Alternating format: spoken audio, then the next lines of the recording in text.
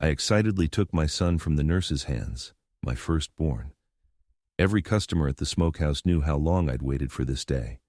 With trembling hands, I carefully pulled back the soft blanket wrapped around him to complete a sacred 100-year-old tradition of the King family, to confirm the birthmark that belongs only to the men in our family.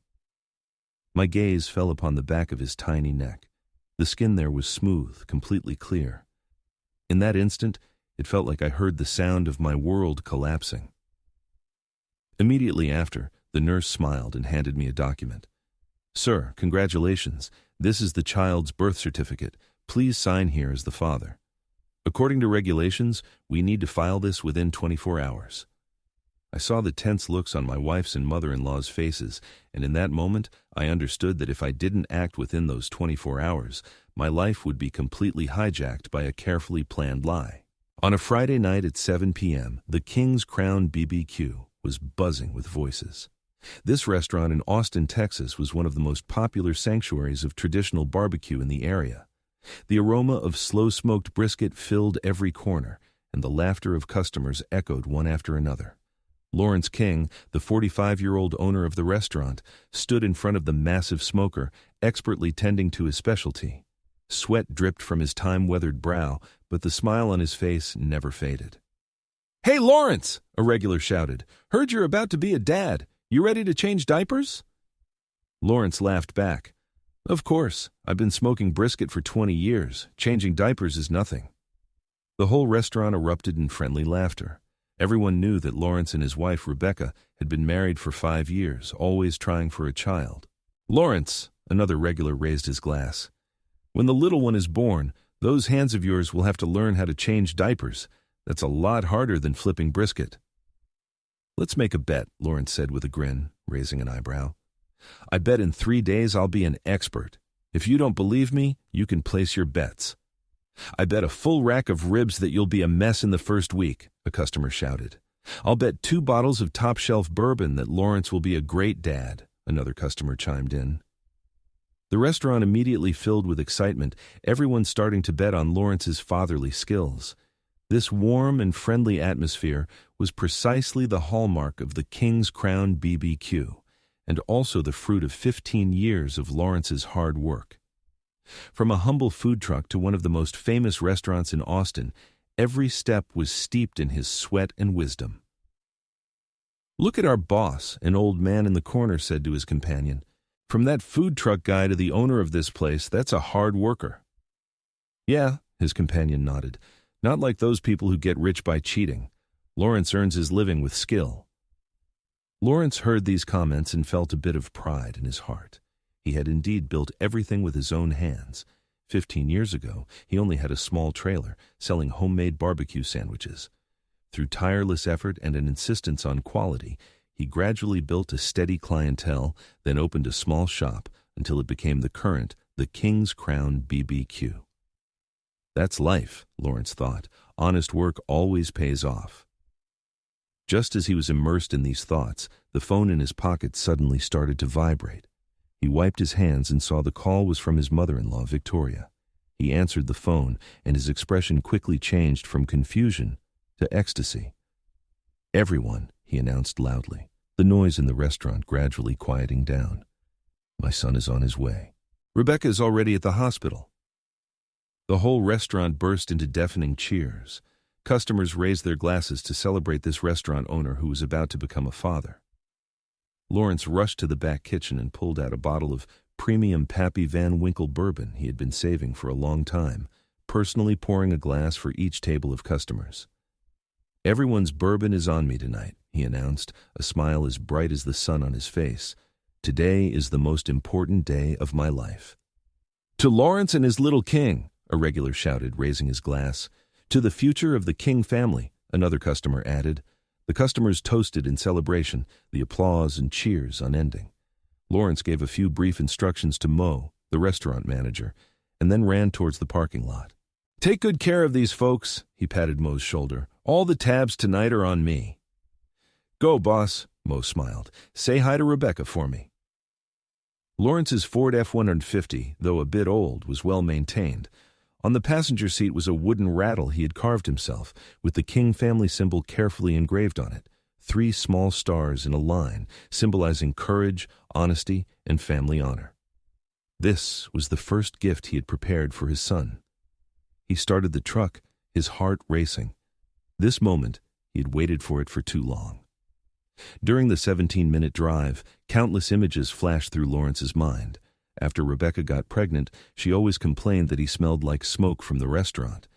He thought it was just pregnancy sensitivity, so he showered twice as often and even wore the expensive cologne she had bought him. He had clumsily learned on the internet how to pack baby items, and Rebecca had teased him for looking like an old man. They had argued endlessly about the color of the baby's room. He finally gave in and chose the expensive Italian imported wallpaper that Rebecca liked. Thinking about this, Lawrence couldn't help but smile. His marriage with Rebecca wasn't perfect, but what marriage was.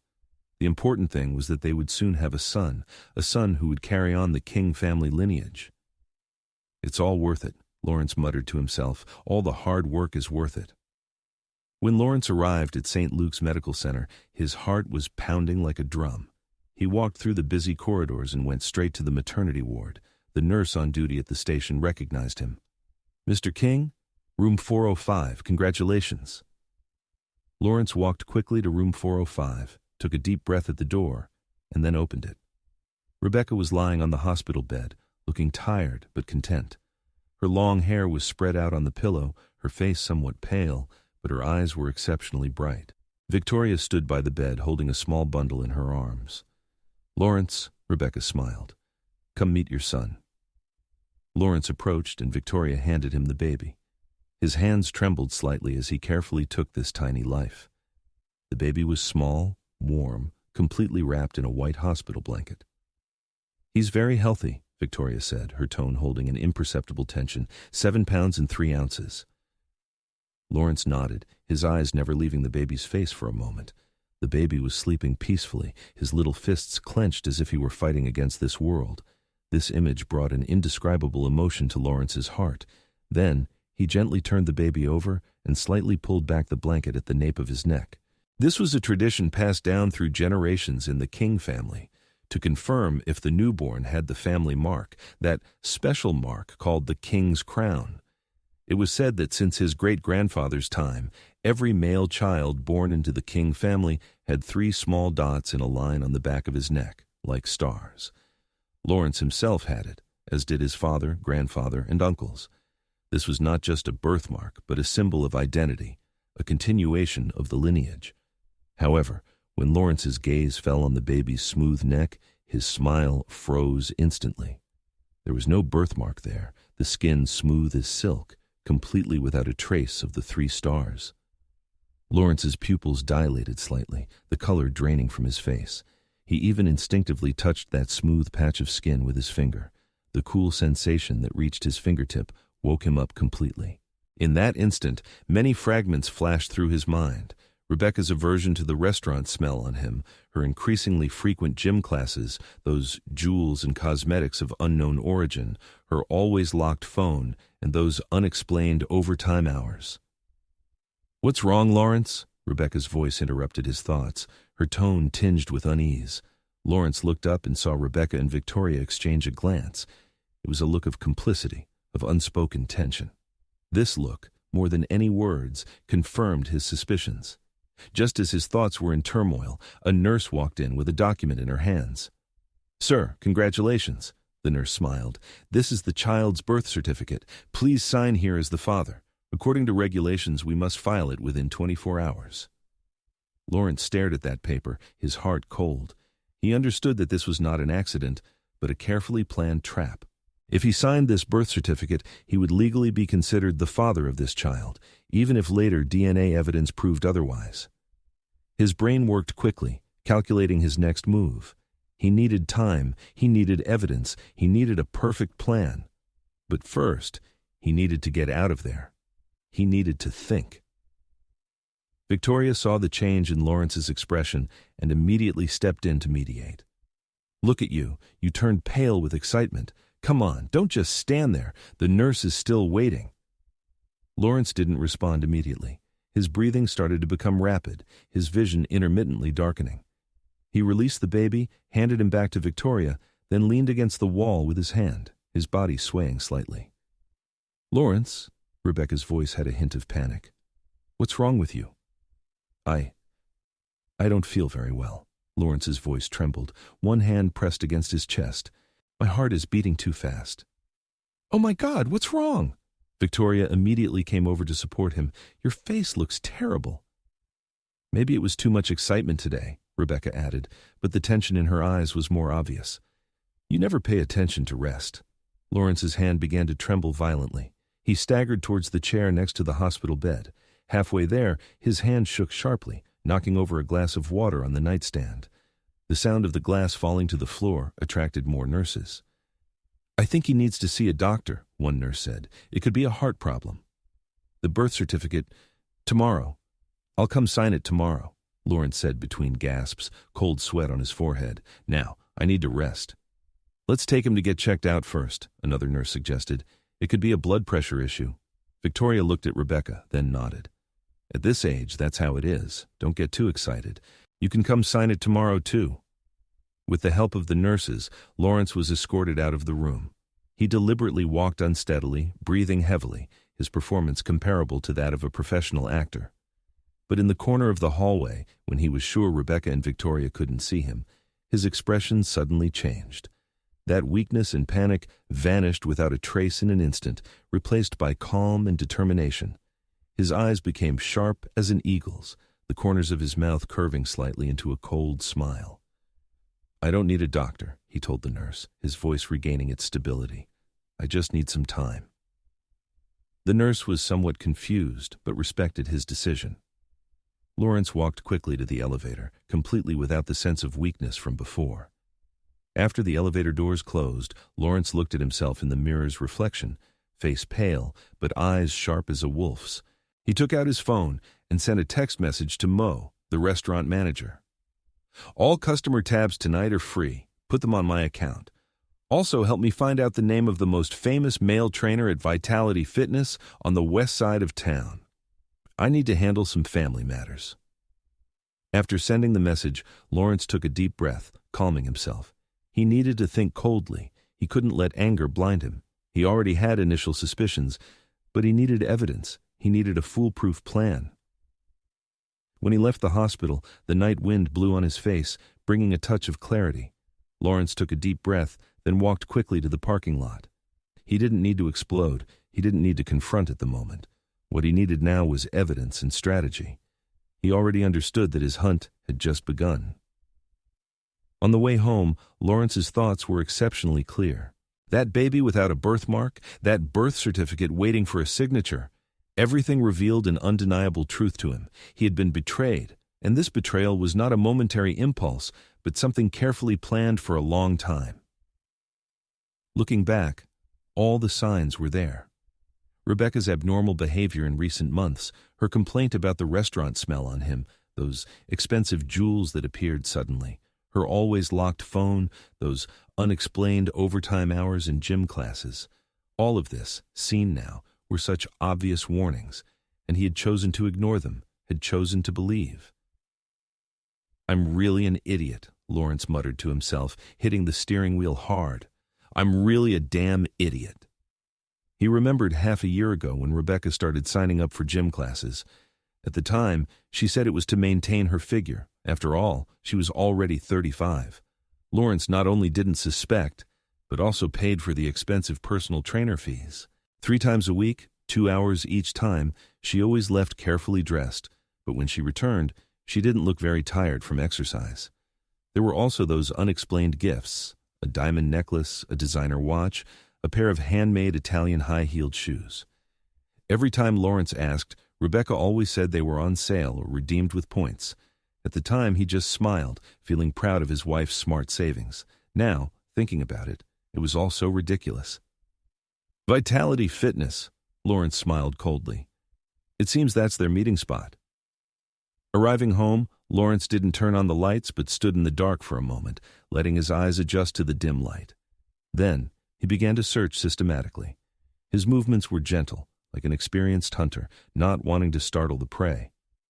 First was the bedroom. He opened the nightstand, checked Rebecca's personal items. Besides some expensive jewelry, there was nothing particularly noteworthy. Then it was her vanity, the drawers full of expensive cosmetics and jewelry, some of which he had never seen nor bought. "This necklace is worth at least $3,000, Lawrence muttered, examining a sparkling diamond necklace. "My salary as a restaurant owner can't afford this." Lawrence continued searching. In the closet he found several pieces of newly bought lingerie, the price tag still on, each worth a small fortune. More surprisingly, this lingerie was a size smaller than what Rebecca usually wore, obviously to show someone else. She really put in a lot of effort, Lawrence smiled coldly. Lawrence's search became more thorough. Closets, bookshelves, even the bathroom cabinets. He didn't miss a single corner. He checked Rebecca's wallet and credit card statements, looking for any suspicious expenses or income. While checking Rebecca's clothes, Lawrence noticed a small piece of paper in the pocket of a pair of jeans. He took it out and saw a phone number written on it, followed by the letter C. There was no other information, but this simple letter was enough for Lawrence to understand whose phone it was. Chadwick. Lawrence muttered this name, putting the paper back in its place. Finally, his gaze fell on a shoebox on top of the closet. It was a box Rebecca particularly cherished, supposedly containing the first pair of high-heeled shoes her mother had given her. She never let anyone touch it. Even during general cleanings, she handled it personally. Lawrence dragged a chair over, reached out and brought down the shoebox. Opening the box, inside were not shoes but a phone, a smartphone he had never seen, a new high-end model. He suddenly remembered that Rebecca had once complained that the phone her company gave her had a bad signal, and she wanted to buy a backup. At the time, he didn't think much of it, even offered to buy one for her, but she refused, saying she wanted to choose it herself. Now it seemed this was that backup phone, also her tool for secret contact with the outside world. Of course, Lawrence thought, she still hid it quite deep. He pressed the power button. The phone lit up but needed a password to unlock. Lawrence tried several possible passwords, their wedding anniversary, Rebecca's birthday, but couldn't unlock it. Just then, his phone vibrated once. It was Mo's reply. "Boss, that trainer's name is Chadwick Sanders, very popular with female clients, especially those wealthy ladies. He specializes in private classes with very high prices. The 15th of next month is his birthday. Every year he throws a free birthday party for members at the gym. By the way, I heard he's been showing off a new watch recently. Says a special person gave it to him. This guy has a silver tongue, is handsome, has a bad reputation." Lawrence looked at the message for a few seconds, then entered Euro 615 on the backup phone. The screen unlocked immediately. "Even the password uses her lover's birthday," Lawrence smiled coldly. "Really thoughtful." The content on the phone made Lawrence's heart sink bit by bit. There were hundreds of message exchanges with Chadwick, many with affectionate terms and explicit content.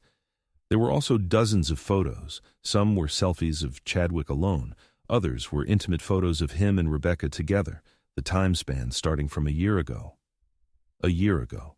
That was when Rebecca started going to the gym, and he was still foolishly paying the expensive personal trainer fees. Lawrence felt a wave of nausea. He finally understood that he had been paying for his wife to date her lover. Lawrence's finger slid over those photos, each one like a knife, stabbing deep into his heart. A year ago, when he was still striving to expand the scale of the restaurant, Rebecca was already fooling around with this man behind his back. He continued searching, wanting to see how deep this relationship was. In a hidden folder, he found more photos. These photos were obviously taken in different hotels. Rebecca and Chadwick in bed, in the bathroom, on the balcony, unreservedly enjoying the thrill of adultery. Some of the photo dates coincided exactly with when Lawrence was on a business trip. "So every time I went on a trip, you were fooling around with him," Lawrence muttered to himself, his fingers trembling slightly with anger. But what shocked Lawrence the most was a series of voice messages. He clicked on the first one. It was Rebecca's voice. "Honey, today I faked morning sickness again. Made Lawrence buy me a new bracelet. He's really easy to fool. Just seeing that dumb face makes me want to laugh. This old-fashioned guy still thinks I really like that greasy restaurant of his." The second was Chadwick's reply. "My baby is so smart. When we get the money, I'll take you on vacation to Europe." That old man will still be at the restaurant smoking meat, while we'll be drinking champagne in Paris. The third filled Lawrence with rage. Imagine the look on his face when he finds out the child isn't his. Chadwick's voice had obvious mockery. But by then it will be too late. The law will be on our side. Don't worry, my mom has it all arranged, Rebecca replied. She'll make sure he signs the birth certificate. Then we can slowly drain every penny from him. Lawrence's hand trembled slightly, his knuckles turning white from clenching too hard. But he forced himself to calm down, continuing to check for more evidence. In the photo folder, he found a picture of Chadwick standing in a luxury car dealership with the text, "Honey, when we have the money, we'll buy this one." Imagine driving this car all over town, letting everyone know that we are the winners. Winners, Lawrence smiled coldly. It seems this is a competition. The most shocking was a PDF file, which was a detailed asset evaluation report on the King's Crown BBQ, listing the restaurant's annual income, fixed assets, and brand valuation. The file date was from 3 months ago, just when Rebecca had confirmed her pregnancy. Lawrence opened this report, found it was very detailed, not only including the restaurant's financial situation, but also the evaluation of future development potential and market competition analysis. This was not an ordinary report, but a comprehensive analysis done by a professional evaluation company, which usually requires paying high fees. So this is their plan, Lawrence said in a low voice, to use a child that isn't mine to get my property. Then, Lawrence found an encrypted folder. After deciphering the password, again using 0615, inside was a series of communication records with lawyers discussing how to get the most property in the marriage and how to use the child to demand more alimony. In one of the emails, Rebecca asked, "If the child's biological father doesn't want to take responsibility, and my husband signed the birth certificate, who is legally the child's father?" The lawyer's reply was clear. The person who signs the birth certificate will be legally considered the father, even if there is DNA evidence to prove otherwise. Under Texas law, changing this situation is very difficult, almost impossible. All of this indicated that the relationship between Rebecca and Chadwick was not just an extramarital affair, but also a carefully planned property fraud. Their target was not just Lawrence's marriage, but also the restaurant and savings he had worked hard to build for years. He continued to dig deeper, finding more evidence. In Rebecca's diary app, she recorded every date with Chadwick, as well as their future plans. After Lawrence signed the birth certificate legally establishing his paternity, she would file for divorce, citing emotional coldness of the husband, fighting for custody of the child and high child support while getting half of the restaurant's assets. Really a meticulous plan, Lawrence said through gritted teeth. Too bad they ran into me. In a chat log, Chadwick asked Rebecca, "What if he finds out the child isn't his?" Rebecca replied, "Don't worry, he loves me so much that even if he finds out, he'll forgive me. Besides, by the time he finds out, it will be too late. The law will be on our side." These cold and heartless words completely destroyed Lawrence's last illusions about the marriage. He once thought that even if there were problems, they could be solved through communication. But now he understood that this was a carefully planned deception from the very beginning. Lawrence took a deep breath, took out his phone, and began to take photos and screen record all the evidence one by one. He even recorded the entire process of playing voice messages on the screen, ensuring that both the sound and timestamps were clearly visible. Then, he uploaded all the files to his cloud drive and set a password. After doing all this, Lawrence sat at the kitchen dining table, took out a napkin, and began to outline his plan. First, stabilize the other party for 24 hours. Second, get notarization, including material evidence and witnesses. Third, create a trap tempting greed. Fourth, close the legal net, a fatal blow. Looking at this simple menu, the corners of Lawrence's mouth showed a cold smile. This would be the most important dish of his life, and he needed to make sure every ingredient was perfect. First step, he needed to reassure Rebecca and Victoria, make them believe the plan had worked and that he knew nothing. Only then could he have time to gather more evidence and prepare the counterattack.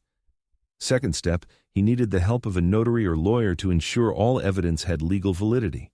And besides, he needed a witness, a highly reputable person who could testify for him in court. Third step, he wanted to set a trap tempting enough for Rebecca and Chadwick to show their true colors and admit their plan orally. The last step was to close the legal net. He needed a good lawyer, one who could use all this evidence to completely destroy Rebecca and Chadwick's conspiracy. But first, he needed a reliable ally, someone who understood the law. He thought for a moment, picked up the phone, and dialed a number. "Uncle Ben? It's Lawrence. I need your help. Now." "Yes, it's very urgent. I'll be at your house in 10 minutes. At 11 p.m., Lawrence stood in front of his Uncle Ben's door. Ben King was a retired family law attorney, having worked in the legal field for over 40 years and was highly respected. More importantly, he was the family elder, representing the tradition and honor of the King family. Ben lived in an old-style apartment in downtown Austin, the walls hung with certificates and family photos. Although he had been retired for many years, he still maintained the rigorous style and sharp thinking of a lawyer. During Lawrence's upbringing, Ben had always been his role model and guide. Hearing the knock on the door, Ben opened it and saw his nephew standing at the door with a tired but determined expression on his face. "Lawrence, so late? What happened?" Ben asked with concern. "Has the child been born?" "Yes, Uncle," Lawrence said calmly. "Can I come in? I need your help." Ben let his nephew in and poured 2 cups of coffee. He saw that Lawrence's expression was not right, but he didn't rush to ask, instead waiting patiently for his nephew to speak. Lawrence didn't speak immediately, but took his phone out of his pocket and played a recording.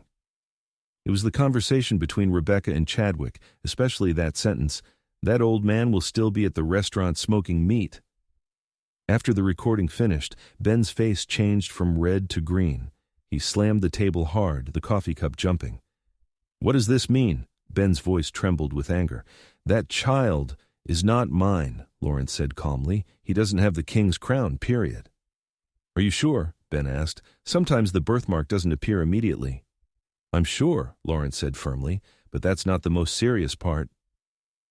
In the next hour, Lawrence showed his uncle all the evidence he had discovered, including text messages, photos, asset evaluation reports, and email correspondence with lawyers. He explained his situation. If he signed the birth certificate, he would legally become the child's father. Even if there was later DNA evidence, it would be very difficult to change. "These people, truly shameless," Ben said, his voice full of anger. "They actually plan to use this method to defraud you of your property." Lawrence nodded. "The problem is, I need to make a decision within 24 hours. If I don't sign that birth certificate, the hospital will automatically register me as the father because I am Rebecca's legal husband." "Not necessarily," Ben thought for a moment. "If you can prove the child is not yours, the court can amend the birth certificate, but this requires DNA evidence and legal procedures." "So I need time," Lawrence said. "I need to gather more evidence. I need a plan." Ben listened, silent for a long time. He was a man who respected the law. He had dedicated his whole life to maintaining the dignity of the law. But at this moment, his face was full of anger and determination. "What she has defiled is not you, but the King family name," Ben finally said, fire in his eyes. "We must make her pay the price." "I need your professional help, Uncle," Lawrence said. "As a lawyer, you know how to ensure the legal validity of the evidence. I have a plan, but I need your cooperation." Ben thought for a moment, then nodded. "Tell me. I'm listening." Lawrence explained his plan in detail. First, reassure Rebecca and Victoria. Make them believe he was just emotionally unstable. Then, set a legal trap. Make them sign their own evidence of the crime. Finally, through legal means, completely expose this conspiracy. I will pretend I know nothing, even act very repentant, saying I was wrong to doubt her over the birthmark issue. Make them lower their guard, believing they have me hooked. "And then?" Ben asked. "Then I will suggest signing a family agreement, asking you to act as a witness. I will have them confirm that the child is our son and sign a legal document. This will become key evidence to prove their fraud." "This is risky," Ben said, "but I trust you. The King family never bows to deception and betrayal. However, we need to ensure everything is legal." "That's why I need you, Uncle," Lawrence said. "You know how to operate within the legal framework." Ben nodded. I will prepare all the documents and make sure the entire process is recorded on video. And one more thing, Lawrence added. I need a good lawyer. Hope Mendoza, Ben said without hesitation. She's the best family law attorney I know, known for being tough and efficient. She will help you. Lawrence nodded gratefully. Thank you, Uncle. I know this isn't easy for you either. Family honor is above all else, Ben said, his voice firm. The King family has relied on honesty and hard work for generations. I will not allow anyone to tarnish this name. The two discussed every detail of the plan meticulously, ensuring it was foolproof. Ben especially emphasized the legal points in the witnessing process, such as ensuring the validity of the documents, how to design trap clauses that could expose Rebecca and Victoria's fraudulent intentions, and how to ensure the entire process had sufficient legal validity. Remember, Ben finally warned, act naturally, don't raise suspicion, make them believe you are completely in the dark. Lawrence nodded. I will. Acting is my strong suit. When Lawrence left Ben's house, it was already 2 a.m, but his eyes were more awake than ever, his determination firmer than ever. The next morning, Lawrence returned to the hospital. His expression seemed both tired and worried, but there was a new calmness in his eyes. This was a performance, and he had to ensure that every expression, every movement was flawless. When he entered the hospital room, Rebecca and Victoria were talking in low voices. They immediately fell silent upon seeing him enter. This small detail did not escape Lawrence's eyes. They were talking about him, or rather, talking about their plan. Are you feeling better? Rebecca asked, her tone with an imperceptible hint of tension. Lawrence sat by the bed, sighed deeply. I need to talk to you, Rebecca. Rebecca and Victoria exchanged a tense glance. Lawrence noticed it but didn't mention it. Last night I did a lot of thinking, Lawrence began, his voice low, about the birthmark issue. Lawrence, Rebecca interrupted him, that's just a superstition. Not every king boy will have that mark. It's completely random. I know, Lawrence said, suddenly raising his head, tears in his eyes. I was too stupid. A small birthmark almost made me doubt our love. How selfish I was, on such a special day, only thinking about family tradition. Rebecca was stunned, obviously not expecting this reaction. She had expected a confrontation where she could use tears and accusations to deflect attention. But Lawrence's repentance ruined her plan. You're not angry anymore? Rebecca asked tentatively. I'm ashamed of my behavior last night, Lawrence continued, his voice cracking. I almost ruined this special day. Rebecca, please forgive me. I promise that from now on I will be a good husband, a good father. This child is the fruit of our love. He even squeezed out a few tears, wiping them with his hand, acting so convincingly that he almost believed it himself. Rebecca's expression slowly changed from shock to joy. She didn't expect it to be so easy. Victoria also sighed in relief, a smile appearing on her face, but there was still a hint of vigilance in her eyes. Lawrence, you scared me, Rebecca said, reaching out to touch his face. I thought you were going to leave us. Never, Lawrence took her hand tightly. We are a family. Victoria chimed in. Good that you know your mistake. We are still a family. Lawrence smiled coldly and sighed, but his face only showed deep love and regret. He was surprised at how excellent his acting was, but maybe this wasn't entirely acting. That part of him that had been deceived and hurt was really a part of him. Only now, the anger and determination for revenge had taken over. He picked up the birth certificate the nurse had left yesterday, asking, Can I sign it now? Of course, Rebecca said eagerly, almost jumping out of bed. Sign here. Lawrence picked up the pen but stopped before signing. Wait, I have an idea. This is an important day. I want to make it more formal. What do you mean? Rebecca asked, looking at him cautiously. I'm going to ask Uncle Ben to come, Lawrence explained. He's an attorney. He can witness our family agreement. That way it will be more commemorative, don't you think? Rebecca and Victoria looked at each other, seeming somewhat hesitant. Lawrence saw a hint of unease in Rebecca's eyes, but it was quickly hidden. What's wrong? Lawrence asked, feigning confusion. Don't you like this idea? No, it's not that, Rebecca replied quickly. Just, is it necessary to be so troublesome? For me, this is very important, Lawrence insisted.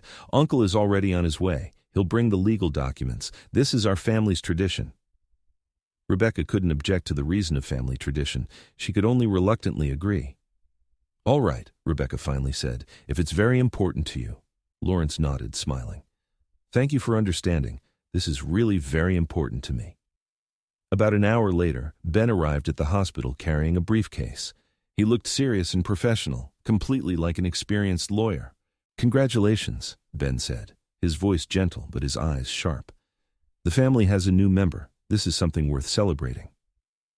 He took out several documents from his briefcase, explaining, "This is a standard family agreement, confirming the identity of the child's parents and the corresponding legal responsibilities.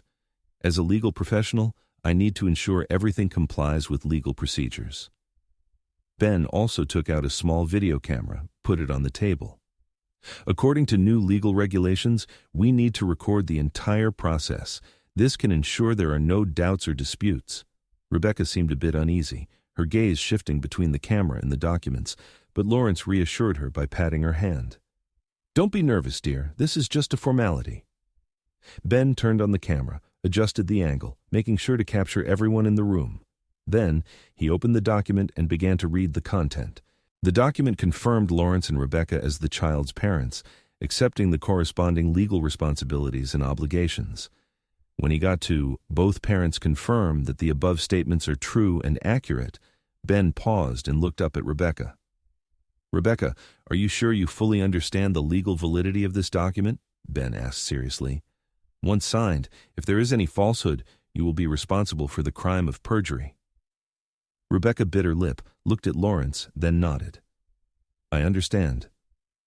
"Victoria, as a witness, do you also confirm the truthfulness of the content?" Ben turned to Victoria. "Your signature also has legal significance." Yes, Uncle, you are too rigorous," Victoria said impatiently. "It's just a family agreement." Ben nodded, continued to read the remaining part, then handed the document to Rebecca to sign. Rebecca quickly signed her name, then Victoria, finally Lawrence. "There's one more thing," Lawrence said, taking another document out of his pocket. "I want to take this opportunity to express my commitment to this family." He unfolded the document, revealing the title, "Letter of Intent for Donation of Restaurant Shares." Rebecca's eyes lit up immediately. She exchanged a look with her mother. That look full of greed was almost naked. Lawrence and Ben noticed this detail. Ben even slightly adjusted the camera angle, making sure to capture this moment. "Lawrence," Rebecca's voice trembled slightly, trying to control her excitement, I want to transfer 30% of the shares of the King's Crown BBQ to you as a gift for the birth of our son," Lawrence smiled. "This way you can also participate in the restaurant's operation. I know you've always had ideas about the restaurant." Rebecca almost couldn't control her joy, her hand even trembling a little. This was much more than she had expected. She originally only planned to get half the value of the restaurant through divorce, but now Lawrence voluntarily offered her 30% of the shares, which meant she didn't need to go through a complicated divorce litigation to get a considerable property. She took the pen and quickly signed her name on the document. Then, she voluntarily took the pen and added a line below the document, "and promised to complete all legal transfer procedures within 1 week after the child turns 1 month old." She looked up at Lawrence, smiling. "So you won't forget?" Lawrence smiled back. "Of course I will never forget." Ben also witnessed this letter of intent, ensuring the camera captured the entire process, especially that line Rebecca voluntarily added. Then, he collected all the documents and put them in his briefcase. Before leaving, he approached Lawrence, his eyes conveying a silent message. The trap was set. The prey had taken the bait. "I will keep these documents safely," Ben said. "If necessary, they can be retrieved at any time." "Thank you, Uncle," Lawrence said. "This is very meaningful to our family." In the following week, Lawrence acted like a perfect husband and father. Every day he brought gifts and flowers to the hospital, helping Rebecca and the baby prepare to go home. He even started handling the preliminary documents for the transfer of restaurant shares, making Rebecca deeply believe he was sincere. "You look very happy," Mo said to Lawrence at the restaurant. "Is everything okay?" "Everything is very good," Lawrence smiled, but there was a calmness in his eyes that Mo couldn't decipher. "Very good." Meanwhile, Lawrence secretly met with a famous family law attorney, Hope Mendoza. She was known for being tough and efficient, with extensive experience handling similar cases. Her office was located on the top floor of a high-end office building downtown, simply but elegantly decorated, showing her success and professionalism. "Ben told me about your situation," Hope said, getting straight to the point. "I'm sorry you encountered such a thing." "Thank you," Lawrence said briefly. "But I don't need sympathy, I need results." Hope nodded slightly, appreciating his directness. "Then, let me see your evidence." Lawrence handed her a USB drive, which contained all the materials he'd collected: text messages, photos, voice messages, asset evaluation reports, email correspondence with lawyers, and the video recording of the family agreement witnessed by Ben and the letter of intent for share transfer. Hope carefully reviewed all the materials, occasionally taking some notes, her expression becoming more and more serious. "This evidence is very powerful," Hope said after reviewing all the materials, especially that witnessed family agreement and the share transfer clause she personally added. "The video recording is irrefutable evidence." "But we still need one key piece of evidence," Lawrence said, "DNA proof." Hope nodded. "It's already arranged. Someone will come to collect samples tomorrow. However, be mentally prepared. It's very likely Rebecca will resist." "She won't," Lawrence said, his voice calm. "She will think it's a routine checkup. I will cooperate with your people." "Very well," Hope said. "Now, we need to discuss the litigation strategy." On a legal level, Hope explained the clauses of Texas law and the presumption of marital paternity and the serious consequences of false statements and fraud. Texas law does indeed have the presumption of marital paternity clause, meaning it considers the legal father of a child born during marriage to be the mother's husband. But with DNA evidence and evidence of their fraud, we can overturn this presumption. "What about the birth certificate?" Lawrence asked. "What are the consequences if I don't sign?" "If you don't sign, the hospital will automatically fill in your name based on marital status," Hope explained, "but we can apply for amendments after proving the facts. The important thing is that you didn't actively sign. This is more favorable for our case." Every action of Lawrence strictly followed legal procedures, preparing for the upcoming court battle. "We need to strike when she has completely relaxed her guard," Hope suggested, "preferably when she thinks everything has already succeeded." "I know when," Lawrence said, "right when she mentions the transfer of shares." The day the DNA test results came out, Lawrence decided it was time to reveal the truth. The report clearly showed that the probability of excluding the father-child relationship was 99.999%. This was the last piece of the puzzle he needed. That afternoon, Rebecca returned home from the hospital with the baby. Lawrence had already prepared everything for them. The baby's room newly decorated, baby supplies well stocked. Rebecca seemed very satisfied, completely immersed in the joy that her plan was about to succeed. When she put the baby in the crib and was singing to him while changing his diaper, Lawrence stood at the door saying calmly, "We need to talk." Rebecca looked up at him, the smile on her face slowly disappearing. "What's wrong?" Lawrence didn't answer, just handed her an envelope. Rebecca put the baby down, opened the envelope. Inside were the DNA test results. Probability of excluding father-child relationship, 99.99999%. Her face turned pale instantly. "Lawrence, what is this?" "You know what it is," Lawrence said calmly. "I know everything, Rebecca, about Chadwick, about your plan, about that restaurant asset evaluation report." Rebecca's expression changed from shock to fear, then quickly to anger. "You can't prove anything. This is just a stupid test. It could be wrong." "Really?" Lawrence took out his phone and played a recording. It was the conversation between Rebecca and Chadwick mocking him. Rebecca's face turned even paler, but she quickly recovered, adopting another strategy. Tears welled up in her eyes. Her voice became choked. "Lawrence, I admit I made a mistake, but it was just a moment of weakness. The person I love has always been you. Please forgive me, for the child's sake." "The child?" Lawrence smiled coldly. "You mean Chadwick's son?" "He's your son now, too." Rebecca grabbed his arm, her voice pleading. "You already signed the family agreement. Legally, you are his father." "What did I sign?" Lawrence raised an eyebrow. "A trap that Uncle Ben and I carefully prepared? A document you signed in front of the camera confirming you knew this child wasn't mine, but you still tried to deceive me?" Rebecca's tears stopped abruptly, her eyes turning cold. You think you're so smart? You have no evidence this child isn't yours. No one will believe a stupid DNA test. I don't need anyone to believe, Lawrence said calmly. I just need the judge to believe. I've already sued you, Rebecca. Fraud, marital adultery, attempted property swindling, all of this has solid evidence. My lawyer has already filed all the documents. A flash of fear passed through Rebecca's eyes, but she quickly regained her defiant attitude. Try it. I'll let everyone know what kind of terrible husband you are. You'll lose your precious restaurant. You'll lose your reputation in the community. You'll lose everything. Try it, Lawrence simply replied, then turned around and left the room. Rebecca stood there, shock and anger intertwined on her face. She didn't expect Lawrence to be so calm, so decisive. She had expected a hysterical fight, a battle she could win with tears and accusations. But Lawrence didn't follow her script at all. Rebecca ran to the living room, shouting loudly, You can't treat me like this. I'm your wife. You were once, Lawrence said calmly. Now you're just a woman who tried to deceive me. I'll make you regret this, Rebecca threatened. I'll ruin you, ruin your restaurant, ruin everything of yours.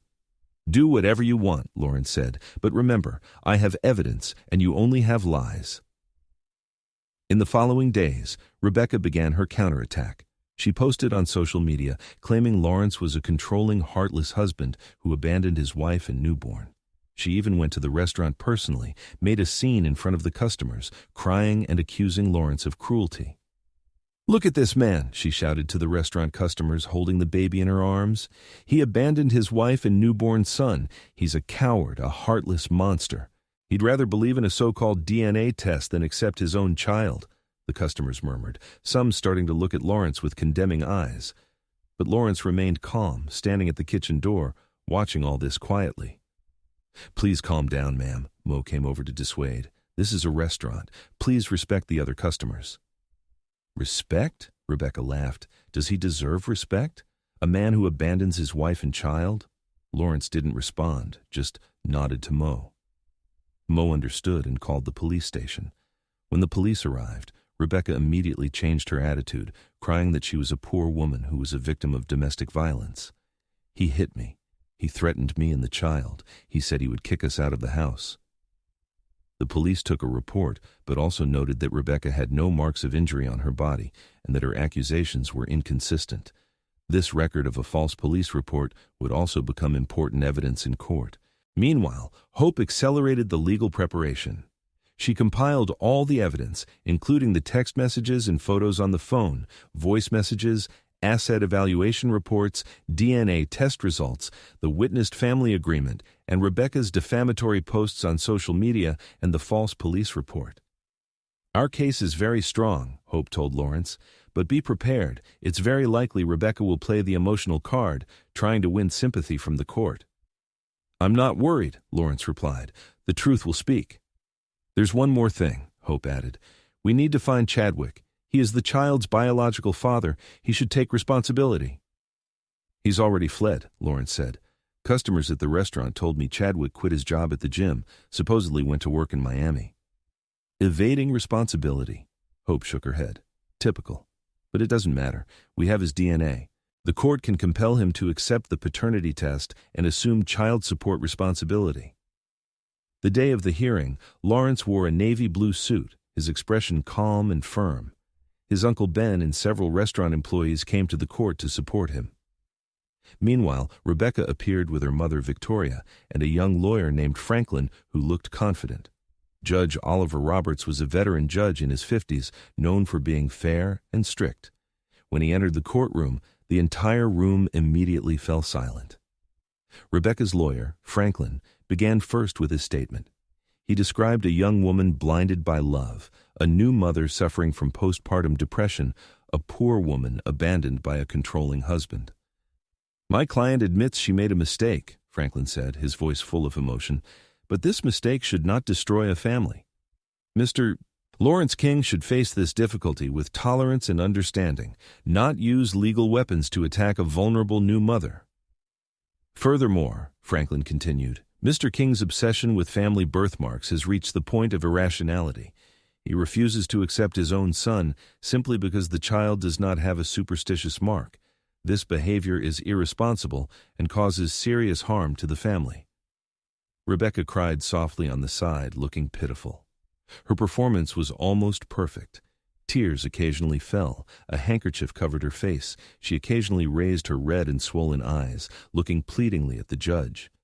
Several people in the gallery began to look at Lawrence with condemning eyes. It was Hope's turn to speak. She stood up, smoothed her suit, then began her methodical statement. "Your Honor, this is not a case about tolerance or understanding.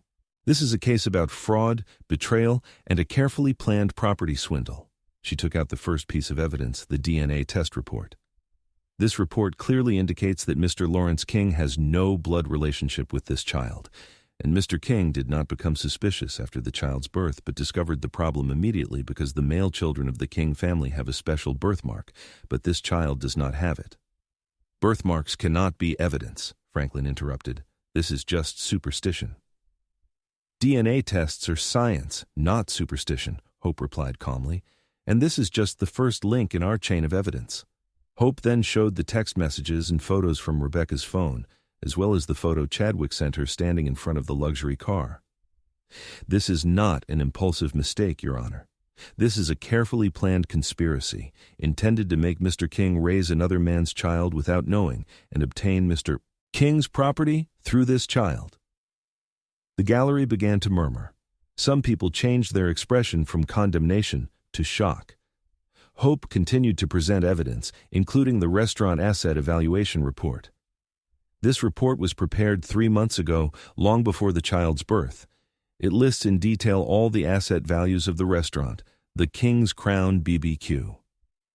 This is not an impromptu lie, but a meticulously calculated financial fraud plan. Rebecca began to get restless. Her lawyer tried to object, but was overruled by the judge. But Hope's ace in the hole was yet to come. She took out that witnessed family agreement, and that line Rebecca personally added, "and promised to complete all legal transfer procedures within 1 week after the child turns 1 month old." Your Honor, this document was under the situation where Mr. King already knew the truth. He deliberately set a trap. And Mrs. Rebecca King not only signed this agreement but voluntarily asked to speed up the share transfer. This fully demonstrates her motive. Then, Hope played the video of the witnessing process. In the video, Ben clearly warned Rebecca and Victoria about the legal consequences of perjury, while they replied nonchalantly, "Yes, yes, yes, Uncle, you are too rigorous." The whole courtroom fell silent. Everyone was shocked by this evidence. Rebecca's face turned pale. Her lawyer also started to look lost. "This is a trap," Rebecca suddenly shouted. "A trap they set." "Silence," the judge said sternly. "You will have a chance to speak." Finally, Hope played that decisive voice message, the conversation between Rebecca and Chadwick mocking Lawrence. When Rebecca's voice echoed in the courtroom, "He's really easy to fool. Just seeing that dumb face makes me want to laugh. This old-fashioned guy still thinks I really like that greasy restaurant of his," followed by Chadwick's reply. "That old man will still be at the restaurant smoking meat while we'll be drinking champagne in Paris." The gallery erupted in commotion. Some people shook their heads, others murmured, others looked at Rebecca with disdain. "There is one more point, Your Honor," Hope added. "We have already found Chadwick Sanders, the child's biological father. He is currently working in Miami, but we have already cooperated with local police to ensure he will participate in the DNA test and assume the responsibility that is his." The judge banged the gavel, indicating silence, then turned to Rebecca. "Mrs. King, what explanation do you have for this evidence?" Rebecca opened her mouth but couldn't say anything. Her lawyer Franklin stood up, his voice trembling. "Your Honor, we request a recess to have time to review this new evidence." "Denied," the judge said briefly. "The evidence is already sufficient." Franklin tried to salvage the situation. "Your Honor, my client did indeed make a mistake, but she was in a state of emotional turmoil. She suffers from postpartum depression. She needs understanding and help, not punishment." "Then what about the restaurant asset evaluation report?" Hope countered. "That was prepared when she was 3 months pregnant. Did she foresee she would have postpartum depression at that time?" Laughter erupted in the gallery. Franklin had no response. The judge turned to Rebecca. "Mrs. King, I give you one last chance. Do you have anything to say in your defense? Rebecca finally spoke, but it was not repentance, but a counterattack. This is all a trap Lawrence set. He knew I made a mistake, but he deliberately tempted me just to get revenge on me. So you admit the content in the recordings and videos is true? The judge asked. Rebecca was stunned. She realized she had said too much. More importantly, Hope added, Mr. King's so-called trap was nothing more than giving Mrs. King a chance to prove her innocence. She could have refused to sign that agreement. She could have refused to add that line. She could have confessed everything. But she didn't, because her greed blinded her judgment. The judge nodded, then announced a recess to discuss the verdict. An hour later, the court resumed. After reviewing all the evidence, the judge began to read the verdict. This court finds that Mrs. Rebecca King is guilty of marital adultery, false statements, attempted fraud, and other crimes. Therefore, the ruling is as follows. First, the divorce between Mr. Lawrence King and Mrs. Rebecca King is granted. Second, Mr. Lawrence King has no legal responsibilities or obligations to the baby in this case. Third, Mrs. Rebecca King is not entitled to any form of alimony or property division. Fourth, Mrs. Rebecca King is fined $5,000 and must complete 200 hours of community service. Fifth, Chadwick Sanders is confirmed as the baby's biological father and must assume child support responsibility.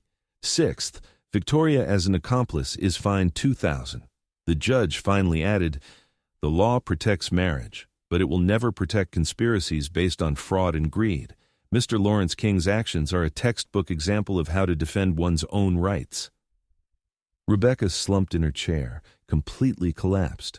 Victoria tried to comfort her, but was roughly pushed away. Franklin helplessly gathered documents, unable to say a word.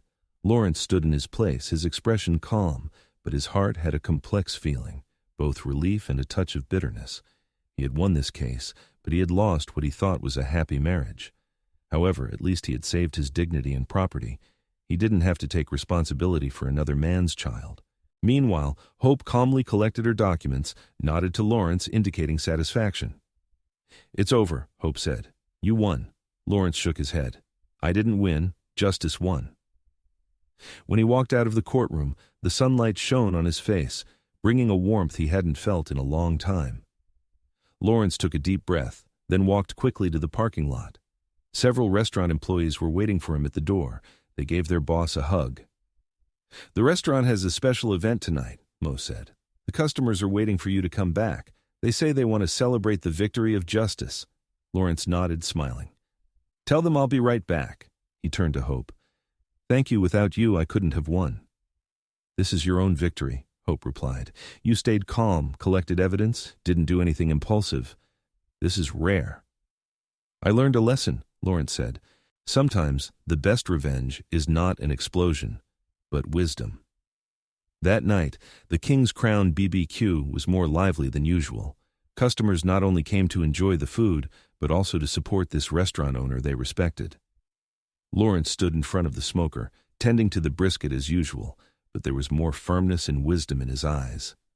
Hey, boss, a regular shouted. Looks like we don't have to bet on diapers anymore. The restaurant erupted in laughter, but with no malice, only understanding and support. Uncle Ben walked over to him, handed him a glass of bourbon. To the honor of the King family. Lawrence raised his glass, drank it in one go, then took a spoon, tasted the barbecue sauce in the pot, and showed a sincere smile he hadn't had in a long time. Perfect, he said. Just the right taste. Life can test you in the cruelest ways, but wisdom and courage are always your most powerful weapons. Lawrence used a perfect plan to defend everything that was his. In Lawrence's entire revenge plan, what do you think was the most lethal move? Was it that Oscar-worthy heart attack at the hospital, or that family agreement that made Rebecca sign her own evidence of the crime? Or do you think that letter of intent for the donation of restaurant shares was the last straw that broke her? Share your opinion in the comments. Epilogue. A month after the story ended, someone saw Chadwick in a cheap bar in Miami. It said the court forced him to pay high monthly child support. He had to sell his beloved watch and gym equipment. He wanted to flee back to his hometown to evade responsibility, but the police were already tracking him. As for Rebecca, she was assigned to work at the city's recycling plant during her community service. Once elegant and bright, she could now only spend every day among piles of trash. Some say her hands became rough and calloused from constant contact with garbage. She could no longer wear those expensive jewels. As for Lawrence, his restaurant business was better than before.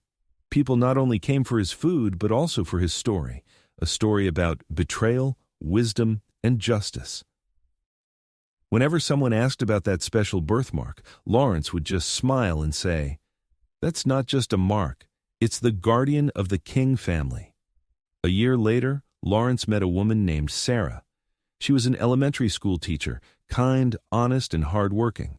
They fell in love and eventually got married. When their son was born, Lawrence carefully checked the back of the baby's neck. There, 3 small star-like marks were clearly visible. Lawrence shed tears of happiness, knowing that this time he had found a real family. While Rebecca and Chadwick, they forever became a topic of conversation for the residents of Austin after meals, a cautionary tale about how greed can destroy everything. Thank you for listening to this story full of emotional ups and downs. We would love to know, where in the world are you watching this video now? What time is it for you? Please tell us in the comments. Whether it's good morning, good afternoon, or good evening, we wish you a beautiful day. If this story resonated with you, don't forget to like, share, and subscribe to our channel for more exciting content. We hope to meet you in another story.